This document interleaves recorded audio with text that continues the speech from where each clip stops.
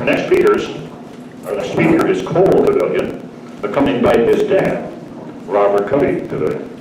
The title of the talk is Father Pernin's Personal Account of the Peshtigo Fire Revisited. Pernin's book, The Great Peshtigo Fire, an eyewitness account, has provided historians with the most realistic and unembellished facts based on what he witnessed that night as he struggled for his own survival. Cole Couvillion will narrate Pernin's experience on behalf of his father, Robert. They will inject facts about the fire, the lives of citizens at that time, and how learning from that event wrought societal change. Robert Couvillion retired from the US Postal Service in 1980. He has a comprehensive knowledge of local history, including Native American, early European settlement, and the logging era of late 1800s and early 1900s. He's a charter member of the Peshtigo Historical Society, where he served terms as president, vice president, and remains the organization's historian. Cole Couvillion is a recently retired WDNR forester ranger with over 30 years of experience. During his career, he worked on wildfire suppression throughout the state and nation, along with a professional commitment to directing sustainable forestry on county, state, and private lands. Please help me welcome the Couvillions.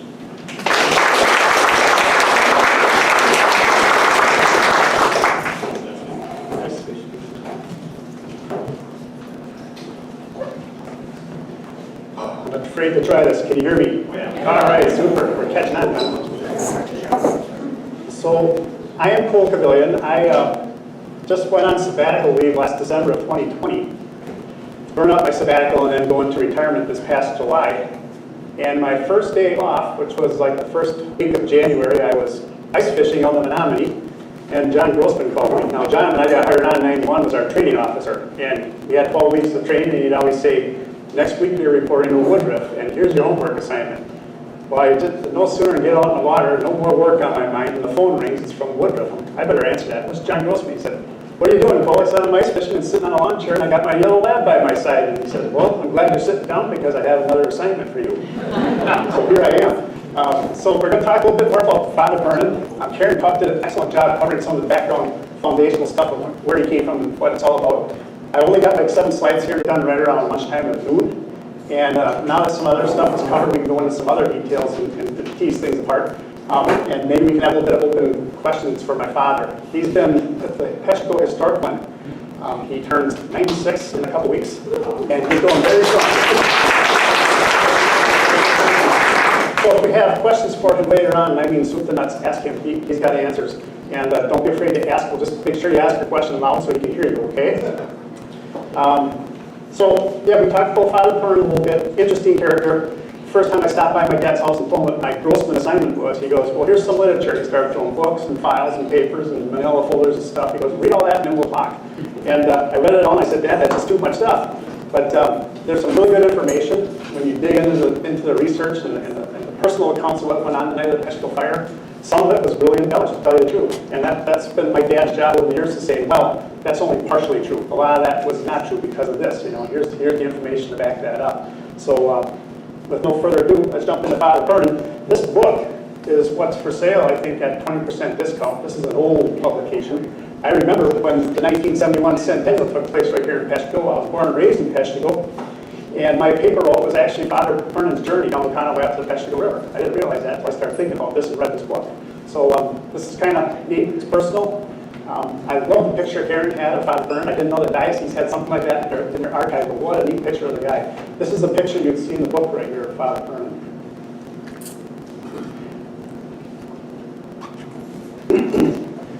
I think we'll skip over the country prior to the fire, but just like Karen said, our former speakers, there was lots of hardwoods and pineries around here, lots of logging slabs, lands 3-4 acre parcels at a time for farming, and when it got dry out, they actually cleared more and tried to make more acreage so that they could support their households and such. City of Peshtigo here, I put present day Peshtigo on here instead of the old map that Karen had up. And what's interesting about this is I wanted to have good perspective because over all the years, I walked around the city of Peshtigo, I'm like, yeah, I heard you did this, I heard you did that. I don't really know what that was. So I overlaid some of the old key landmarks. The Great Center is somewhere down here, just to give you a frame of reference. And up here is north, of course. Right here was where Father Pernin's church was. That's the modern day museum now, that's been rebuilt. It faces O'Connell Ave, but back then it actually faced Ellis Ave. Over here was the Peshtigo Company, number 3. That was owned by Ogden, William B. Ogden. He was a millionaire out of Chicago. In fact, he was the first mayor of Chicago. He had a vested interest in this company, and his vice president was a fellow by the name of Isaac Stevenson. You probably heard of his name or seen his name over in the Marinette area. They owned the Peshtigo company, which is a sawmill, and taking on all the pinery that was coming down the river at the time. Over here was the woodenware factory. It was one of the biggest factories, from what I recall, in the nation, where they made barrels and broom handles and all sorts of things that was made wood. That's where most of the structure was. That had lots of fuels inside of it. I think item 4 was a boarding house. Yep, right across the road here. For people working at the woodenware factory or even working on the railroad, they had places to board up there. We'll talk about how that impacted Father Pern's journey to the river that night. Number 6 is firefighting. We take a safety zone with us wherever we go. When we're in wildland fuels, we always make sure we have safety zones. So if things go awry, we have a place to escape to and take safety and be out of harm's way. For example, if you had a grassy field and you were constructing land on a forest fire, you might burn out that field so that you can retreat to that sometime in the black and stay safe. Or maybe it's a lake with a lot of green marijuana on it or something like that. Well, item 6 here, that safety zone existed because they used to have their oxen graze in that stretch of the river there. So the grass was very low. The river was very shallow with just some rapids, and there was plenty of room to sit and take safety. We'll talk about how Pernin failed to get to that spot. 5 is congregational church, 7 is the schoolhouse. So just some key points on who was where and what was going on. And again, lots of warning signs existed before this fire, right? Karen went into some of that. Father Pernin, he has like a page and a half of all the different things he was seeing, from Native Americans and hunters settling out in the area and just hunting for October and having campfires during the day for cooking and then fires by night. They never extinguished that stuff. There were embers everywhere in the woods. People were burning slash. Lots of different things going on. Pernin was coming from his church in Marinette, actually Winneconne, which is now part of Marinette. But his Winneconne church he was coming back to Peshtigo from, and he encountered a pretty good fire maybe 2 weeks before the firestorm hit, the big firestorm.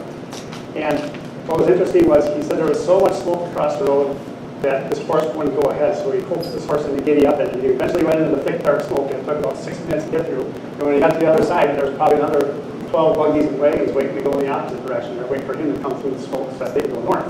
So lots of fires were burning in the area. Let's see, I'll get your clip here.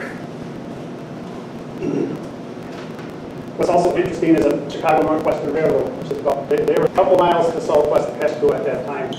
And Carl, I done some of your research that it was a favorable time to burn off that railroad right away and get fuels all the way because the winds were all the southwest that day. And they were one of the causal agents in our estimation of what caused Peshtigo to burn so hard and fast. The railroads were slated to receive a $75,000 bonus from the various sawmills in Marinette and Peshtigo. They were to complete their new railroad by, I think it was December 27th of 1871, somewhere in that ballpark. And the Peshtigo company was $20,000 on the hook to help pay that bonus. So this railroad had a lot of incentive to get this track put in, and it was going to be a new mode of transportation for getting saw products off the market. That population, according to my father, was right around 1,700 people. This number is somewhat inflated because of all the laborers that came up here from construction and such for the railroad. But by daylight the next day, October 9th, less than 1,000 would still be alive. A couple other fires that and the track and the football fields and things like that. There were some issues going on as the winds would pick up 2 weeks prior to the Peshtigo fire.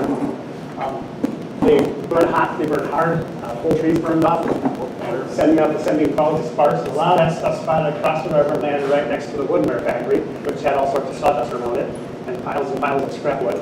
And it caused a lot of anxiety. There was lots of people that came out and took care of that. The woodenware factory had like over 300 laborers who were on fire suppression crew. They would use their hand carts, the water tanks, the rails on the side, and maybe help pump, put that water out. There also formed bucket brigades, believe it or not, in the river, all the way up to where the issue was. So that fire burned, and with fire control and DNR, when we put out a fire, there isn't a spark left on that thing, or there better not be, because we kind of hold liability if that rekindled and got away. So back then, did they have a water source to put out fires 100% completely? No, not even close. They did the best they could. Those points that they felt it was safe, but eventually I think a lot of these rekindled. Because the next day, September 24th, around 11 o'clock on a Sunday, while all the congregations were at their respective churches, the whistle went off real wildly at the woodenware factory, the steam whistle, and that was kind of where, along the church bells, that there's a fire. And everyone left the congregations from both churches and reported out there, and once again, there was a rekindling in the sawdust piles and the scrap piles, and they extinguished that fire once again.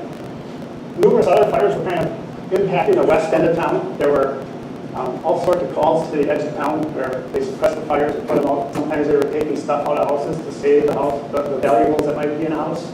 But let's face it, everything back then that was around was combustible and explosively dry from all this drought. So the streets were of sawdust, the houses were made out of wood. There really wasn't much you could do. Well, one thing they did do was put wet blankets on top of roofs and leave the wet blankets on those shingle roofs, the wooden shingle roofs, trying to protect them as best they could. And then the Peshtigo Woodware Factory also put out a bunch of hogsheads around the perimeter of town. Does anybody know what a hogshead is?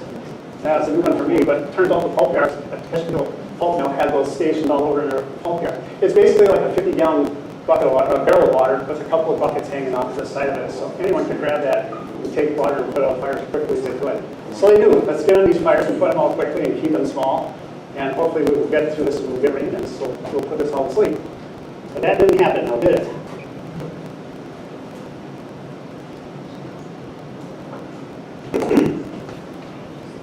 The night of the fire, if you fast forward to October 8th, the night before the fire, there was a lot of anxiety in Father Pernin that afternoon, that night.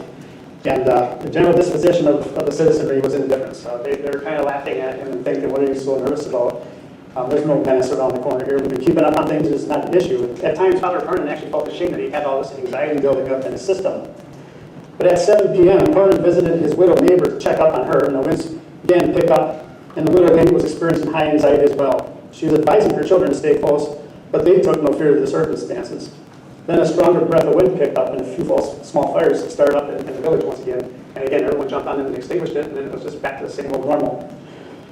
Father Pernin didn't think that was going to be the end of it. He returned to his house, but his anxieties only deepened, and upon looking to the west, he saw that cloud of dense smoke and a vivid muffled noise of announcing the commotion about to take place. There was that strange silence just prior to that, kind of like when a severe storm hits. Everything kind of goes quiet, the birds stop singing, then the storm hits. Same kind of thing was going on here for Pernin. At 8:30, Pernin turned his horse free because he thought he'd be better off out around the streets and than being put up in the stable where his death was for sure. He dug his trench, like Aaron said, and put a bunch of valuables from the church into that. Now, keep in mind, his church was actually his house at that time because the Catholic Church just got built and was in the process of being plastered. So, he actually did masses out of his house, according to my father, and that's where he kept the consecrated hosts and all that kind of good stuff. So he put some stuff into a 6-foot trench and it was about buried under a foot of sand to see what would happen. Hopefully that would make it. This is Tyler next door, guest over and across the way from him, was watching him dig stuff up and just putting his goods in this trench and just working with a lot of anxiety. And she said, there's something wrong. And he just didn't know what to tell Mrs. Tyler because she said something was wrong too. He said, if fire takes hold, get to the river. Don't hesitate, just get to the river. Meanwhile, he said 200 members of the railroad crew had arrived and most of them were in the tavern and intoxicated. Certainly that doesn't happen in our good city anymore, but there was just that complacent attitude that there's no big issues here. Now, Father Pernin went after that tabernacle in his house. He was really, if you're a Catholic priest, and I'll put my Catholic hat on, I've been a Catholic my whole life, but that communion host, once it gets consecrated by an ordained priest, becomes the body of Jesus Christ. And if you ever go to a Catholic Mass and you see the host accidentally dropped on the floor, it gets picked up immediately and it gets consumed. Same with the precious blood. Through Eucharistic prayers, that gets transubstantiated in the body and blood of Jesus Christ. So in Father Pernin's eyes, those were pretty important things to take care of. So he went for his tabernacle and he was going to open it up. Now, tabernacle is just a reverend box that kind of houses the communion hosts inside the church. If you ever see a Catholic genuflect, they're genuflecting towards the tabernacle that becomes the body of Jesus, and that's how that kind of works. He couldn't open the door, and he dropped the key and he couldn't find it. So he said, you know what, I'm just going to have to grab the whole tabernacle. Inside that tabernacle was a ciborium, which is like a brass plate that holds the communion host.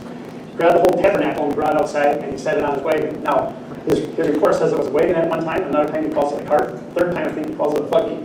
And we don't know what exactly that was that he put it on, but certainly he wasn't going to be pushing a full-size horse buggy down the main street to the river. That wouldn't work. Whatever that instrument was, it had to be commensurate with his size and strength to get it down to the river, because he was going to save that tabernacle at all costs. So he got that on there, and of course when he went outside, he met a hurricane-type wind. It just blew him down. His car tipped over. It actually rolled across the street, and he had to pick it all up again and get reorganized. And like Karen said, he started stumbling into people laying on the ground. He's like, why are they doing this? And when he turned them over, they were all deceased, especially that one woman and her daughter. So he made his way down to the river. He said the air was unfit to breathe. It was full of sand, sparks, ashes, and cinders. You can only imagine. It was extremely difficult to keep his eyes open. I don't know if you ever walked in or helped out in a forest fire, but my eyes just tear up and I can't see a thing unless I have goggles on. And he had a tough time. There were main horses. There were pedestrians and vehicles crashing into each other. Some were heading to the river. Others were heading away from the river, believe it or not. And there was a reason for that. In my dad's research, he found out that the woodenware factory, in an attempt to save that building from the impending doom on the west side of the river, actually took a bunch of wet blankets and tried to save the factory because it employed so many people and was so vital to Peshtigo back then. They were laying those blankets down, and eventually the superintendent of that factory, a guy by the name of Shepard, said, "This isn't going to work. You guys leave, go back and save your family." So that caused people to leave the woodenware factory, head back over to the west side of the city and try to save their families. So that's why you had this stuff going on the bridge. And to top it all off, the bridge, guess what it was made out of? Wood. That was on fire as well. So there was a lot of commotion. There were chimneys falling, trees uprooting, roaring winds, crackling fire, spreading very rapidly. One other thing, when he went into his church for that last time to get that tabernacle, Karen alluded to this earlier, he saw those little sparks going up in the air and detonating with a report up near the ceiling of his house. And the only thing he could figure is these are superheated gases that are starting to catch on fire from the hotness in the environment, but what would it do if a spark came in here or some kind of flame got introduced to that kind of heat? So I, personally, my opinion, I don't get in those situations where things are about to burn over. Maybe a structural firefighter might have seen that in structural gear on the interior of the house. But my speculation there was he was there for too long, and that house was about to go to fire. It was about to enter the temperature of pyrolysis and take off. That's a bad place to be. Father Pernin finally approached the river, coming down O'Connell Ave. All the church is here. We just know his house is about 5 minutes away. Where exactly that is, I'm not sure where it was, but he made his way down O'Connell, got to the river, and he did an assessment on the west shore. And of course, all the buildings on the west shore were already fully engulfed and throwing lots of embers right into the immediate vicinity of the river to the east. And he speculated that that's not the place to go. I'm going to have to cross that river, even though there's all this commotion. So across the river he went. He did stumble across his horse, by the way. It was lying on its side. He tried to coax it to get up, and the horse was almost hugging him. It was in such a state of fear, and he couldn't do anything for it. He found his horse the following day, of course. It was deceased, but he made his way across the river, and he got almost across here. And the Peshtigo company's right here, along with the dams. And he wanted to come down here, cut through here between the boarding house and the sawmill, and get to that safety zone. But the boarding house and the Peshtigo company sawmill were fully engulfed. And the two had flames coming out and actually meeting each other. He said to walk through that passage would have been immediate incineration. So he decided not to do that. Instead, he stayed here on the bridge and he went to the north. He went upriver. And of course, the water was much deeper there because of the dam. There was a nice picture earlier of floating logs and rafts of logs that were being ready for sawing.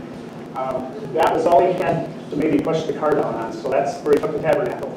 He went into the water and pushed that tabernacle out on the floating logs as far as he could, hoping that he would be saving the body of Jesus Christ and not desecrating it. And then he proceeded up the river. Once he got up that river, people were standing on the east shore, just looking at the west shore, and just totally gazing at it, and pretty much submitting to their fate. And he was instrumental in trying to persuade these people to get into the water. And in the water he went, and the rest would stay there. So he pulled a couple in, and they'd jump out right away and pull them back in. And next thing you know, everyone started catching on, and as far as his eyes could see, there were heads in the water all along this east side of the bank to the north. People just trying to stay from catching on fire. That woodware factory, when he got there, it was just starting on fire, and within 15 minutes it was completely engulfed. And this was probably one reason in my discussions with my dad of why it burned so hot in that river that night, because they're right next to that woodware factory. All that fuel loading created lots of radiant heat. Go back to our science, there's radiant heat, there's conduction heat, there's convection, right? That's how heat gets transferred. Radiation is if your car catches on fire and it burns a couple of leaves underneath the car. That's radiation heat. Conduction, hold the saucepan over the fire, and when the handle gets hot, drop it. That's conduction. And then there's convection, superheated gases carry the heat, and very deadly hot heat. The radiation was a big player here at the woodware factory. It burned so hot that when they would put something over their head, it would dry out and actually catch on fire. They had to constantly keep putting something on their head for water, sprinkling water on their heads. So they had their hands full. Like Karen said, hypothermia started setting in on some people, and they started convulsing, teeth chattering. They had a really tough time out in that river. He saw cattle, about a dozen cattle swimming around, and he saw one gal hanging on a log, and the log flipped over, and she disappeared. A little while later, she popped up and she grabbed the horn of the cow and got to shore safely and was saved. There are all sorts of issues like that going on. People losing their children on the way to the river, they didn't know what to do, and they, in a state of completely utter panic, decided to swim across the river trying to find their kids, and they never made it to the other side. All sorts of bad things were happening. So they stayed in the water, and I think around 10 p.m. he went in, and by 3 a.m. he got out of the water, and he actually was so cold that he found some old hoops from the woodwork factory, hoops for the barrels, and he snuggled close to them just to kind of get his wits about himself and to warm up once again. That went okay. There were other people that were actually texting him laying on top of the hoops, and they were still red hot. He's thinking, why would they be laying on top of those hoops? And then he realized they were probably deceased already.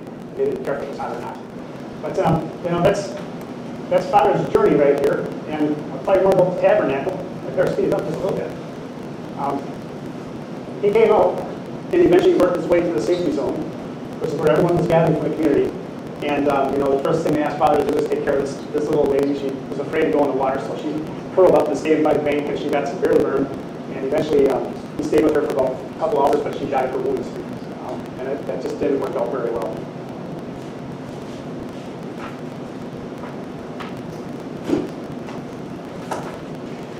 All right.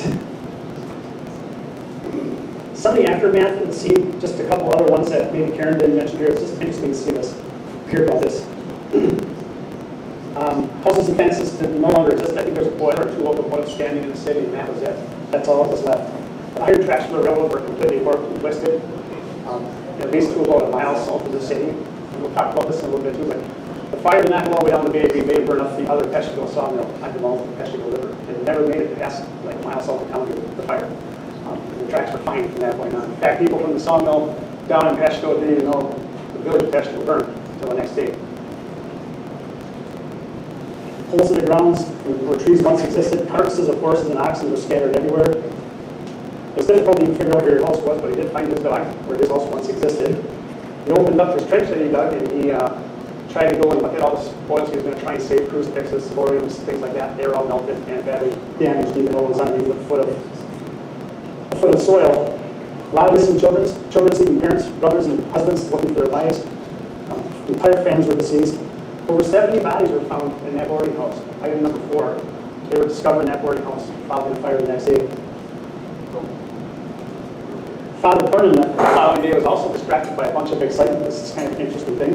Turned out the guy was despoiling a victim of the fire. He was digging through the victim's pockets and looking for anything that might have some value to it, I guess you could say. And he got caught doing that. And the survivors of that fire actually had a quick trial for him and found him guilty, and they said, we're going to hang you. The problem is, there was no hope to be found anywhere.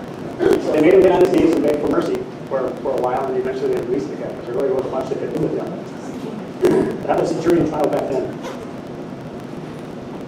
Isaac Stevenson, by the way, who was a baronet then, he owned 2 sawmills over there, and again, he was vice president of the Peshtigo Company, and he was also a U.S. senator at that time. He didn't know Peshtigo was burning, but he knew he had his hands full in the city of Baronet. There was fires on both sides of the city, and they were constantly putting out those spot fires in the interior of the city and saved the city, but they had no idea Peshtigo burned until the next day. Isaac came over the next day and he said, a lot of victims that were burned or charred pretty hard, they all seem to have their hands up over their eyes. And my speculation with my dad on that was, and that was just from my arson training, when bodies get charred and burned really hard, their muscles contract and their arms come up in what they call a pugilistic back. It's like a fire stance. And I think that was the case of some of the heavily charged victims. Their arms just came up towards their eyes. There's this talk about people that witnessed a balloon-sized shape of gas flying through there of some sort. And they did when it would hit an object, it would impact, it would cause some fire all over the place. I don't know what that is. There's also some talk about the fact that there was like an earthquake before this firestorm hit. There's also, eventually the fires went around Peshtigo and Marinette, and I'll show you a map of that, what our idea of where the fire really burned, just locally right here. There was a guy up in Birch Creek area where the fire kind of terminated eventually, but his name was Phineas Ames. And he could see that something was coming off in the distance to the southwest. And he was preparing his family to get out into some fields. And suddenly, about a half a bushel size, he called it a meteor, went right over their houses. And they crashed down the way, and it concussed so hard that the foundation of the house shook. And the glass jarred around his windows and panes. And they looked around and said, what was that? What's going on? And then there was a little bit of an earthquake up by him as well. At least that's what he says.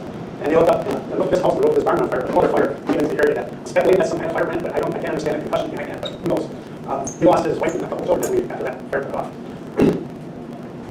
So, let's go to a slide here. This is the footprint of the fire, just a quick snapshot of this, and of the book that I have. And I'm glad to hear talk about this because I was in Champion once visiting Mother Church over there, and there was a tour guide over there named They were playing the fire spot across the bay, and when the fire hit the bay, the water actually boiled. I said, no, that didn't happen. But she's right, circumstances weren't right for the spot across that bay. But you can see the general footprint of this thing. It kind of goes out around, it comes together, and it goes up glacial ways. It shows Peshtigo Harbor and everything south of Peshtigo is burning. It did not. So this map is not exactly accurate, but most of the map shows the bay being made down by Peshtigo Harbor being burned over. It did not burn. And I got a little bit of map showing that illustration as well. It wasn't one thing like Garrett said, like a romantic manifestation. It wasn't one emission source. We know that the whole landscape was burning all the time, fires were not being extinguished. And with a gale force wind like that, whatever had any life left into it came away again. I think they all kind of came together, and you have what you have.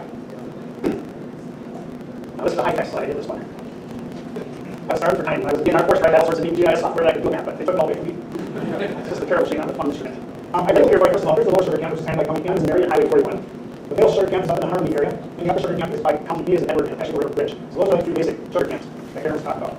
This is the railroad tracks right here south of Peshtigo. And our speculation was, hey, probably set fire here, just try and burn slash, and maybe you could all right because it's heading right towards town.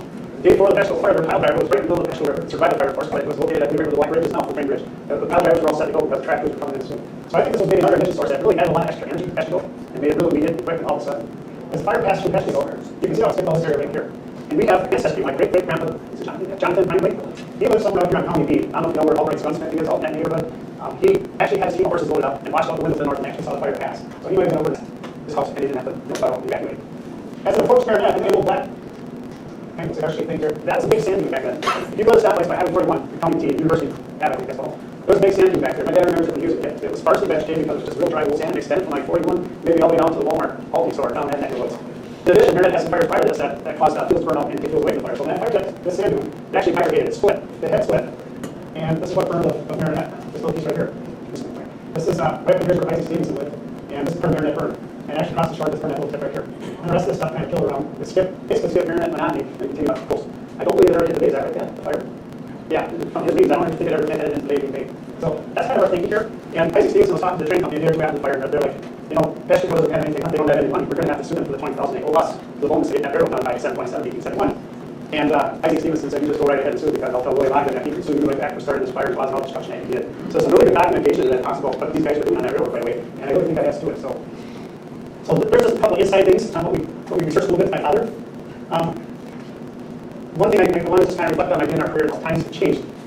When we used to teach our home here, men and women around here, fire departments, the wildland firefighting course, that's different than structural firefighting. So we put on these training classes, and I always had to do the section on fuels. It was 8 minutes, I think minutes fuels, which turned out like. But and Chuck Carter, the chief over here, was saying Peshtigo, and Mike Folger, chief of the town of Peshtigo, when their staff were in my classroom, I always say, okay, this spring if we have a fire southwest of town, and no one gets out there to put it out, is it going to hit the city and burn the whole thing down? And of course, they just get crumble fires, all I had to do like this, and I said, you're wrong, it's not going to do that anymore. Times have changed, right? Fuels have changed considerably since then. So this is my little reassurance talk, is fuels have changed dramatically. You know, the roofs on houses are made out of all that asphalt, shingles, or steel. The streets are nice and wide, there's sidewalks, there's manicure lawns, there's parking lots. All that stuff, fire looks at it says, I ain't going there, that's no place for me to try and burn something up. So times are different. Agriculture was different back then. You know, burn house, you have some agriculture, burn house, you get slash all the way, get the job done, burn, you know, just put in, you know, it's not big deal, we'll get things someday. And now, you know, I think it was 1911, we had our first force ranger, is that right, Chip, here? Yeah, yeah, 1911, we had the first force ranger signed in the state of Wisconsin. And through that, there was a statute, chapter 26, it's force protection laws. It's all about forest fires and bottom slash and when you burn and when you can't burn. And there's really good laws, and they protect us as citizens. If that starts to burn, it burns my house, now there's a law where I can come back on dead and say, I'm going to sue you for twice the value of my house. I would do that to you, but no, the statute protects us and gives us that avenue to go if you have to go there. And then organized protection. We have lots of DNR units across the state, but even more importantly, we have lots of volunteer men and women and local fire departments. They get engaged, they're the ones that are usually putting multi-floor us to see how everybody can see. 9 times out of 10, they had it knocked down. So like now it's not as a ranger. If there's a fire out in town of Stevenson, that's a 25-minute drive. And town of Stevenson, after Thunder Lake firehouse, that's like 7 minutes away. So, you know, working with these people, having partnerships and memorandums of understanding to make sure the general fire's working hard is a good thing. If you look at statistics and say, boy, you have a lot of fires, but they're all 10th of an acre. I look at that as a blessing nowadays, and that's the way it should be. So, as a men and women that volunteer over here, because they are the heartbeat of our state, they really are the first responders. Approximately 700 people died in the fire right here in the Peshtigo area. A lot of those people at shelter camps didn't make it. They had no place to take refuge. Here at least they had a river. They had no place to go out there. There were people that found that had their throats cut, they committed suicide, or they cut their children's throats and then cut their own because they didn't want to put up the feeling of burning the fire hitting them. People died of trauma, suicide, drowning, suffocation, you name it. These people had a heck of that. So what's more is Peshtigo had no other choice than to carry on, right? In the Builder City. It's kind of neat, but the squad car has that centennial Peshtigo fire acknowledgement on the squad cars and everything else. It's been in the city for years. We have not had a full Peshtigo should be proud of 42 of their ancestors. You look at the current streets around here, here's Ogden Street. I told you about this. Carrick Couvillion was. Hey, Henry Peck. They're all key players as predecessors to the settlement right here. And they were key to get this city back up and running again. We was there, we did that over in 1871. Whatever we've been, brought a lot of pain, suffering to survivors. Peshtigo Historical Society. And current past city councils and citizens here are to be commended for absolutely outstanding with respect and soundness, because it's deserved here. Yet they somehow inject a tone of celebration that we should all sitting back up the ashes. So my hats off to everyone here. Sorry for working for 50 years on something good. It's just great. With that, how about you, John? I was kind of ad-libbing. Now I have to have a guy here. Questions up here. Does anyone have any specific questions on fire? By all means, also have it here. Well, great talk. Question for you. We have hemlock in Southern North Peninsula. So what do we know about fire necessity and Apaches and so forth? Southern Brook, what? Round. Yeah, the question is what was the burning tendencies in Southern Door and Northern Brown, because they had locked and such. Next speaker. Okay. We'll talk to the mayor in a second. There we go. Thank you, Bailey. Just see my Good question. Yes, sir. What was the temperature of the water prior to the fire and did it heat up? What was the temperature of the fire prior to the fire? Did it heat up? That's right. They spoke of the water boiling or it killed the fish, but it certainly wasn't the heat. The water was so cold that these people coming out of the river could hardly walk. They had to crawl out. It takes a lot of heat to raise water 1 degree, 540 kilocalories per mole temperature. Anyway, that's why when you say a lunch pot never boils, because it takes a lot of energy. Once it heats up, it takes a long time to cool on. Good question. Yeah, I just wanted to say before we go. Can you hear me? Maybe 10 or 12 years ago, the Cross History Association met here at Peshtigo, and it was my job to take them down to the harbor and point out various places of interest down there. But it was raining cats and dogs, and we all called on a bus, and of course our coats were wet, and the bus turned on the heat, and the windows all clogged up, and we drove down there, it was raining so hard, we couldn't get out of the bus, and the only thing they could do was turn around, and the whole organization came back to town again. And I'm just thinking, it's raining now again, but we're not going to go to the harbor. So.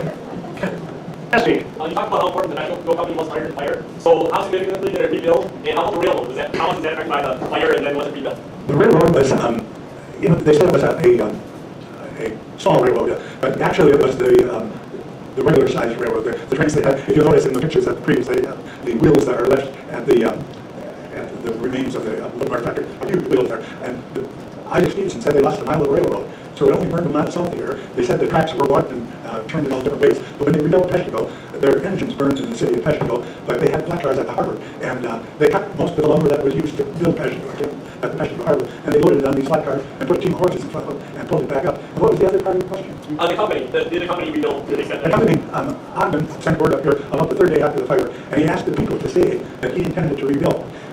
He did rebuild, but he didn't rebuild the big Woodmark factory. And the people kind of murmured about this. They said, you said you were going to rebuild. But Isaac Stevenson said, this big Woodmark factory never made a nickel. It was only there for 4 or 5 years. But they never made a nickel on it. So he never rebuilt that factory. Question, there's always been talk about how communication did reach down state and elsewhere, where communication telegraph lines were actually cut as a result of the fire, or is it just there were no reporters around to take care of that? I heard that right. There were telegraph wires from Marinette south, but during the fire, of course, they burned and there was vacation. So Isaac Stevenson said he wrote a letter to the mayor of Green Bay asking him to report the fire up here and the fact that the city of Peshtigo was completely annihilated. When Johnny Mullins left Peshtigo the morning after the fire, and he went to Marinette, and he ran into Isaac Stevenson. And Ike said, what's the problem? And Johnny Mullins said, there's not so much as a picket left in the city. She really went there. An expert on Wisconsin Michigan Railroad that started from I always had an expert. My grandfather was a conductor on the Wisconsin Michigan, and I have a very nice book telling all of the Wisconsin Michigan. So if you're interested in that, Yes. yeah. Could you say something about the response to Peshtigo Fire that came from that from the governor's wife? I don't know if I said that, but yeah, when they reported it, Governor Fairchild was in Chicago looking at the ruins of Chicago, and they had a boxcar that was being loaded with material for the people who had suffered here in Chicago. And on her own book, she changed the place where this was going instead of Chicago. She sent it out to Green Bay. You know, it's considered to be a miracle that the tabernacle that Father Pernin rescued from the church is considered to be a miracle that it survived. Do you have any comments also about what's... The tabernacle laid on the logs, clean white, and everything else was charred. Father Pernin left it lay there for a couple of days because the people had suffered greatly, and he thought it was somewhat of a miracle. Of course, it's not every individual.